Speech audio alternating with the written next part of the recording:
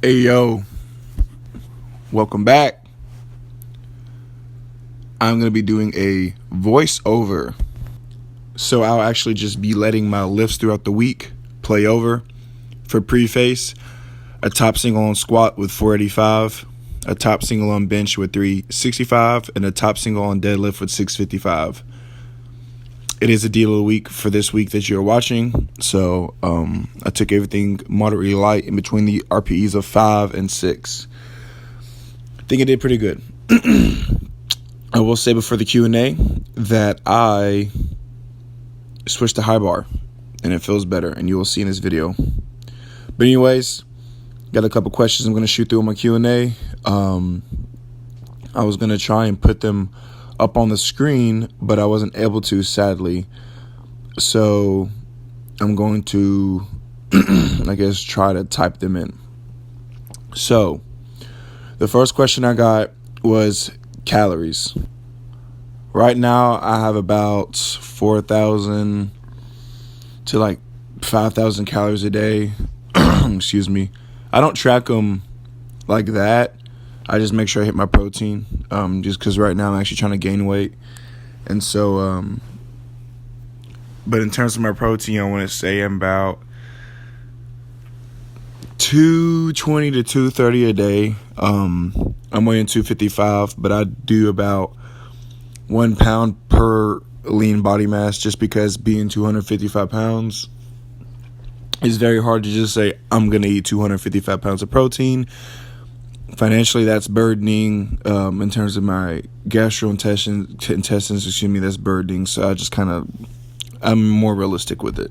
I usually break it down into like 3 meals of 60 grams of protein, right?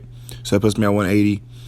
I have like a coffee in the morning with a protein shake. That puts me at like 50, because Fairlife protein powder is like 30, and then the collagen's 20. That puts me at 50. That rounds me to about like 230. And then usually I'll snack in between some grapes, almonds, or beef jerky, or like chicken nuggets, little mini tacos, stuff that I can get at my job at Costco. And so my carbs, usually about 300 to 350 to 400, depending on the day. And then my fats, it's got to be like at least 100. So for some people that don't understand, macros is protein is 1 gram is 4 kcal, and fat 1 gram is 9 kcal, and then carbs 1 gram is 4 kcal.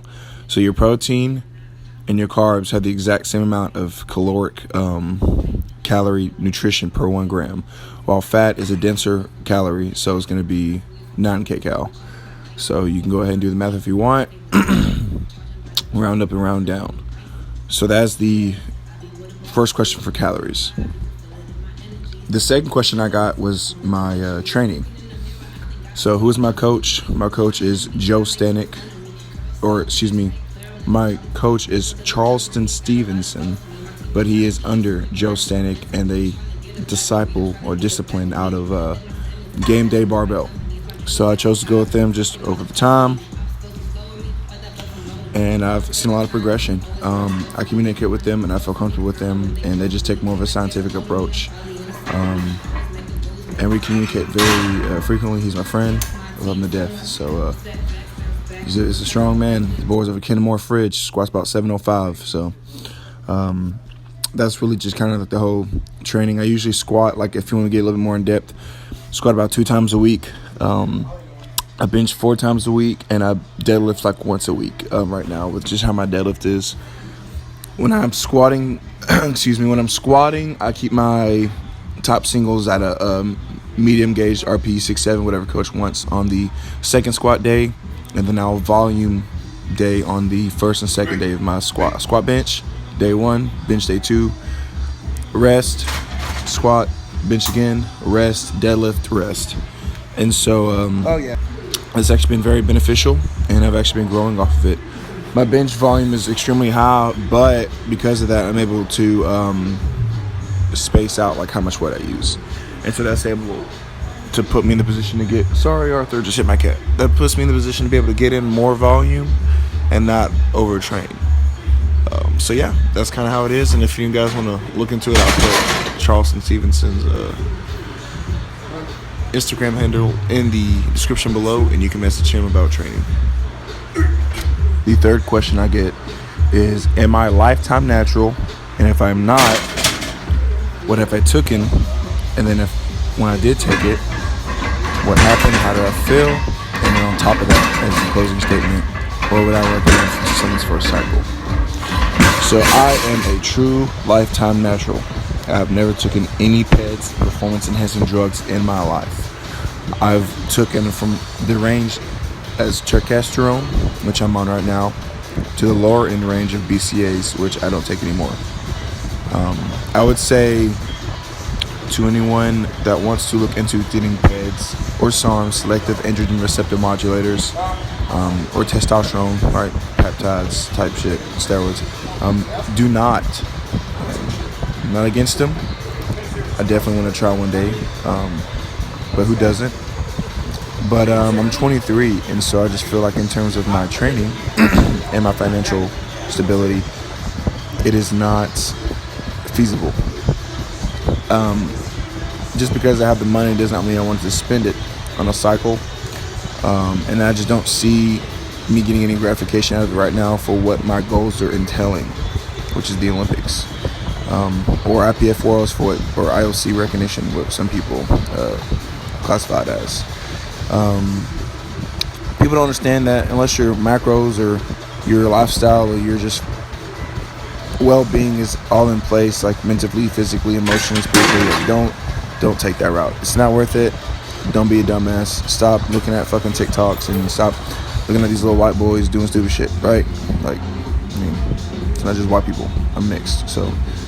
But just stop feeding into like the cloud of it. Oh, it's just ridiculous. Yeah, that's my full sense on the whole.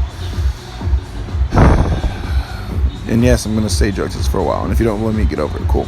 I've been drug tested multiple times. You can check on my stats on my competitions. So I think this is like the fourth question I got asked was, do I bodybuild in between my sets, or what are some recovery tactics and to grow? So for me, when I first started lifting, I actually got into bodybuilding, but I stopped doing it because the route it was looking for, especially with my friends, was steroids. And like y'all can kind of already tell in the past, I didn't want to take steroids, especially at like fucking 20, 21, 19. So I decided to just powerlift, and that's kind of been it since then. But I do love bodybuilding, and it still holds a very, very big part of my, not only my training excitement, but just the happiness in general in my life. And so I'll usually do a lot of accessories to failure, but I will taper that. Like I'm 8 weeks out, so like come around 6 to 5 weeks, I'll start kind of being more precise with my training, right? And so like if he says, like let me give you an example. Like let's say he says, hey, Quentin, I want you to do 3 sets of 12 to 15 on a movement, on biceps. I'm like, okay, cool. I'm going to do 2 movements then. One, I'm going to do what he prescribes, and then I'm going to do something that I like to enjoy, like a little pumpy pump. So I'm going to do 3 sets of 12 to 15, time and attention, slow, controlled contractions, fat grips, bicep curls. I'm going to start off with a lightweight, warm up, and then I'm going to do 3 sets of 12 to 15, 30 pounds. Now I'm going to run over to the cable machine, do 2 sets of AMRAP. AMRAP is an acronym for as many reps as possible on the hands-free cable curl. And so it's just basically like a rope I can put my wrist around and I curl. And it gives me a really solid contraction on my biceps. And I do that vice versa with my triceps. I used to be really bad about shoulders, my front delts. I would always do dumbbell shoulders before bench, but I saw a correlation between it actually affecting my bench because it's just DOMs. I'm a very predominant tricep and shoulder presser. And so, yeah. But if anyone wants to look into the power building route, a lot of powerlifters say you can't. I used to have a coach that would tell me, do you want 2 inches on your calves or you want 20 pounds in your total for your bench? And it was just fucking stupid. Because I have the physique I do have now, drug tested, and I'm a 4+ bencher. I've benched 440, drug tested. I've benched 405 when I was 20, right? I've benched 440, drug tested. I've squatted 600, and I pulled 750, all drug tested. And I still do accessories, and I still body build. So, dude was full of shit. He didn't know what the fuck he was talking about. Also, for anyone asking, I had a quick question I'm going to throw in there. What do I weigh? What are my stats? I'm 23. I'm 6'2", so I think it's like 74.5 inches, and I'm 255 pounds or 120 kg. So yeah, I'm a fucking walking chocolate milk. So I got like 2 more questions. Okay, so the second to last question is, what are my goals? So right now, this year I want to try to squat 625, bench 425, and pull 750. And I'm looking more than 100% feasibly capable of doing that. In training right now, I've squatted 550. I benched 413, and I pulled 730. And I know now that I've switched my squat, it just feels more powerful. So I just got to stay in the pocket. I've been dealing with a hip injury for like the last 3 years. Yes, 3 years. Oh, so now that I'm feeling better, it's definitely making me more happy. So, but yeah, I want to try to do that this meet, and if I can't, then I know I can total a 1,700. I can secure that. But long-term goals, by the time I'm like 26, I want to at least squat 705, bench 500, and pull 805. So after that, I feel like I think that's like a 2K total, and that's just kind of what I want to do.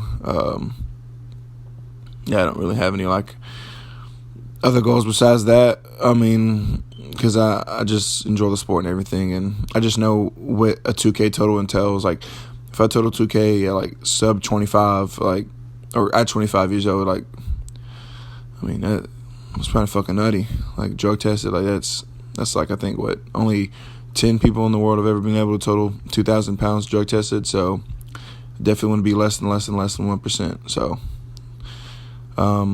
yeah, on to the last question. The last question is, who are some GOATs in your eyes to powerlifting? So GOATs are greatest of all time. I'm going to throw some names out there. I want to go with John Hack. He's an obvious. Everybody loves John Hack. So I'm not even going to talk about him. If you don't know who John Hack is, then just look him up. Taylor Atwood. He's another great. I actually think he's better than John Hack. So this won't be in order. But this is just coming to my head. So Atwood, Hack. I want to go with Charles Okapoko, because dude just looks fucking insane for a powerlifter. And as someone who looks like me, that motivates me. I don't think Russell Orhe is a GOAT. I definitely think he is a strong competitor. I think I'm more hard on Russell than I would be Atwood or Hack, just because like I want to see what Angelino Fortino does coming into the 2023 fiscal year, because I definitely think he'll be able to push Russ. When I just look at Russ's numbers, I don't see him improving every year. I just see him doing the same thing on the platform, and that's it, because that's all he has to do to win, right? And as like an athlete, if you're not pushing yourself every day, which I'm not saying he doesn't push himself, but like I just don't see his total going up every year, or at least at the rate that seems feasible. So, and that's, like I said, that's not me hating. I fully support Russell. Let's go with 2 more. Let's throw Bob in there. Bob Matthews, recent upcoming. He beat Ashton fucking Ruska, which is insane, because Ruska, like, Jesus fucking Christ, Ruska squats 8, pulls 9, fucking benches like almost 5, and Bob squatted like 750, I think. He benched 485 and he pulled 830 or something like that. So it's just like insane to see with the 90s and 100 kg. So I keep yawning. I've been doing this whole year. And my last but not least, probably gonna dick ride and go with my boy David Benavides. He's a GOAT, just because his potential is gonna be insane. I definitely don't think he will put up a fat total within the next year because he'll be in his off season. But I definitely think he is on in my opinion, the underdog to have the number one drug tested total deadlift. Oh, excuse me, the number one drug tested deadlift in the world for his weight class, because he's already a 650, 675 puller out of comp. And I think Atwood's done maybe 705. I know he's done 770 out of comp, but like it didn't correlate. And I think he's done like 705. And so I just definitely think now that David has the correct launch and start with good coaching and nutrition and everything, and his mentals toward, wanting to be a better athlete and a stronger athlete, then it's just going to go up from there. So I'm definitely proud of him and want to see what he does. But anyway, guys, that is it for this video. If you have any more Q&As or questions that you would like answered, drop in the description below. And maybe in the next couple of months I might do another Q&A. So thank you for the questions you asked, guys. And y'all be safe. Please don't forget to like, share, comment, and subscribe. And I'll see you guys in the next video. I'll probably do just more prep stuff. So, because this is the last, I had to get this Q&A out the way anyways. So, bye.